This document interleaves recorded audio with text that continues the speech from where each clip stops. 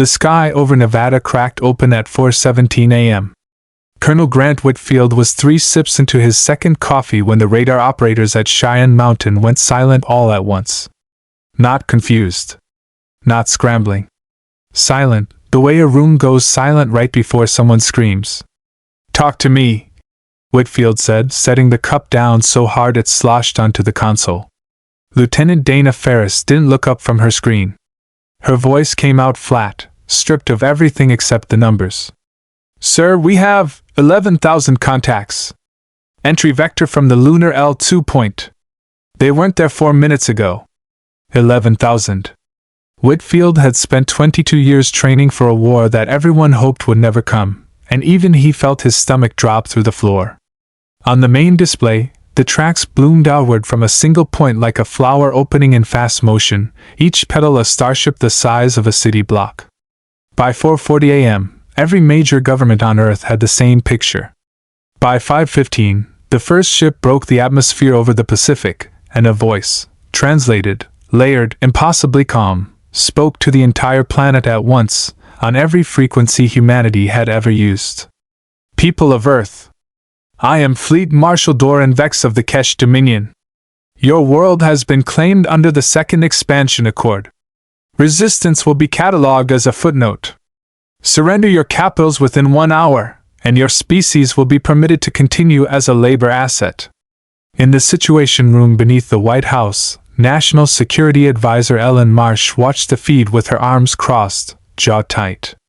Beside her, General Frank Callahan, the officer humanity's other militaries quietly deferred to since the Aldebaran signal had been decoded 8 years earlier, wasn't watching the screen at all. He was watching the clock. "They gave us an hour," Marsh said. "Why would they do that? Real predators don't warn their prey." "Because they've done this before," Callahan said. 41 worlds, according to what we intercepted. An hour is enough time for the survivors on those worlds to panic, for governments to collapse, for people to turn on each other before a single shot is fired. The Kesh don't fight wars. They fight paperwork with a deadline. Marsh's eyes narrowed. "You don't sound worried." "I'm not," Callahan said. "I'm relieved. They finally showed up." What the Kesh Dominion didn't know, what no one beyond a few hundred cleared officials on Earth knew, was that the Aldebaran signal hadn't just been a message. It had been a warning, sent 8 years earlier by something that was not Kesh, arriving in a burst of compressed data that took NASA engineer Priya Anand 11 months to fully decode. It contained star charts, fleet doctrines. Weapons schematics belonged to a species called the Kesh Dominion, who had been quietly devouring the galaxy's outer arm for 3 centuries, one accord at a time. And it contained something else, a single phrase translated at the very end, from whatever had sent it. "They will come for you eventually. Everyone is on their list. Be ready before they arrive, because you will not get a second warning." Humanity had taken that seriously. Achingly, expensively, seriously. 8 years. $200 billion funneled through black budgets across a dozen nations who, for the first time in recorded history, had actually cooperated without posturing, because the alternative was extinction. 8 years of orbital forges built in secret behind the moon's far side. 8 years of a defense grid called Prometheus, built not to fight the Kesh fleet ship to ship. Humanity couldn't win that fight, not conventionally, but to solve a much simpler problem. The Kesh Dominion ships, all 11,000 of them, ran on a single unified command lattice. It was efficient. It was elegant. Fleet Marshal Vex could issue one order and have it obeyed across an entire armada in a fraction of a second. It was also, Priya Anand had discovered while picking apart the Aldebaran data for the 9th time, a single point of failure. The hour ticked down in the Situation Room like a held breath. At 6:14 a.m., Fleet Marshal Vex flagship, the Ash Crown Vigil, drifted into geostationary orbit above Washington, D.C., its shadow long enough to darken 3 states. 1 minute. Ferris called out from Cheyenne Mountain, patched into the feed. Callahan finally turned to face the room. "Ellen. Authorize Prometheus." Marsh didn't hesitate. She'd stopped hesitating 4 years ago, the day she'd first seen the simulations. Authorized. God help us. Somewhere behind the moon, in a forge complex that had never appeared on any official budget line, 64 unmanned relay satellites, built not to fight, but to listen, activated in perfect unison. They didn't fire weapons. They didn't need to. They fired code.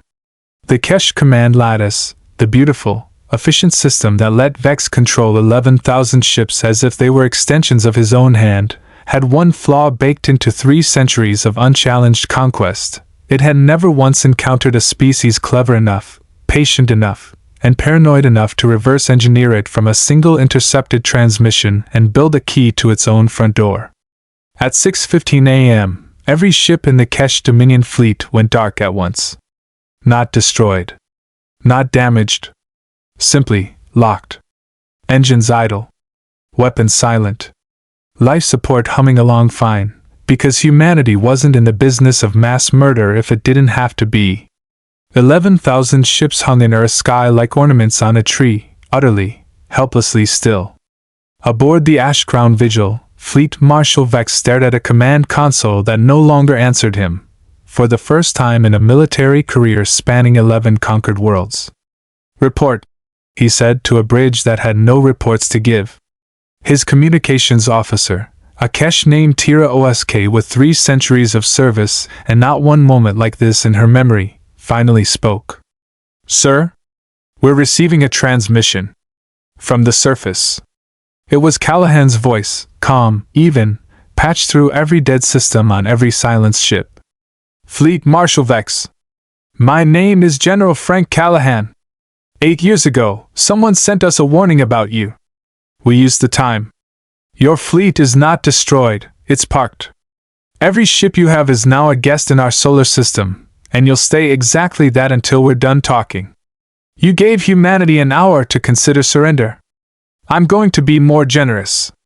You have as long as it takes for you to understand one very simple fact." A pause. On Earth, in bunkers and bridges and living rooms across the planet, people who had been certain an hour ago that they'd watch the sun rise on their last free day, felt something shift in their chests. "We are not a labor asset," Callahan said. "We are not a footnote. And the second expansion accord ends today, not because we destroyed you, Fleet Marshal, but because we didn't have to. Go home. Tell the Dominion what you found here. Tell them Earth is closed for conquest, permanently, and that the next fleet that comes through that lunar point won't get a warning shot. It'll get silence, the same as you did, except we won't be nearly so polite about giving the ships back." 3 hours later, with humanity's terms transmitted, verified, and grudgingly, furiously accepted by a fleet marshal who had never once in his career imagined explaining a defeat to his superiors that didn't involve a single casualty, the Kesh Armada's engines flickered back to life. 11,000 ships turned away from a blue planet they had, for one overconfident hour, considered already theirs. In the Situation Room, Ellen Marsh finally allowed herself to sit down. Her hands were shaking, just slightly, in the particular way hands shake after the fear has nowhere left to go. "They'll come back," she said. "Someday. With something we haven't planned for." Callahan watched the last of the Kesh signatures fade from the display, and for the first time that day, he almost smiled. "Maybe," he said. "But they'll remember this morning first. And so will everyone else in this galaxy watching what just happened to the fleet that thought Earth would be easy." Outside, over Nevada, the sky was empty again, and the sun, right on schedule, was coming up.